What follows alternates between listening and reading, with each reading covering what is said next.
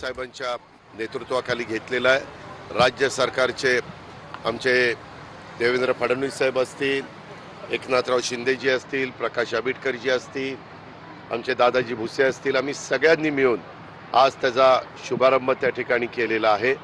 आणि आपल्या महाराष्ट्रातल्या जवळपास बालवाडी अंगणवाडीमध्ये शिकत असलेली बालकं, लहान आणि प्राथमिक शाळेमध्ये शिकत असलेली लहान मुलं, साधारण 24 ते 25 लाख विद्यार्थ्यांचं आरोग्य हे तपासण्याचं काम आपण त्या निमित्तानं करतोय।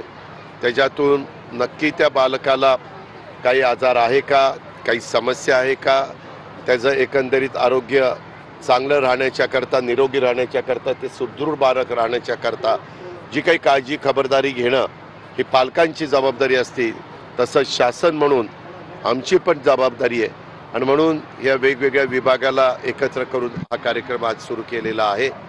आणि त्याच्यातून आपल्याला चित्र स्पष्ट होईल की नक्की काय शहरी भागातल्या मुलामुलींच्या आरोग्याच्या बद्दलच्या समस्या आहेत आणि ग्रामीण भागातल्या पण मुलामुलींच्या काही समस्या आहेत, हे त्याच्यात आपल्याला जाणून घेता येईल आणि पुढचे निर्णय घेणं हे अधिक सोपस्कर आणि सोयीस्कर होणार आहे। उद्याच्या 3 तारखेला पुरवणी मागण्या पहिल्या मांडल्या जाणार आहेत। अर्थसंकल्पीय नवीन वर्षाचं आम्ही अर्थसंकल्प सादर करणार आहे।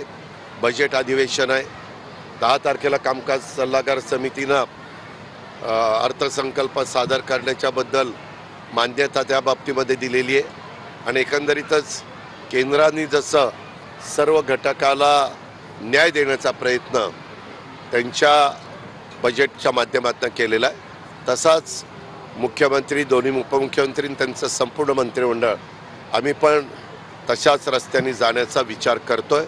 अर्थात चित्र स्पष्ट ज्या दिवशी बजेट मांडलं जाईल त्यावेळेस महाराष्ट्रातल्या जनतेला ते कळेल।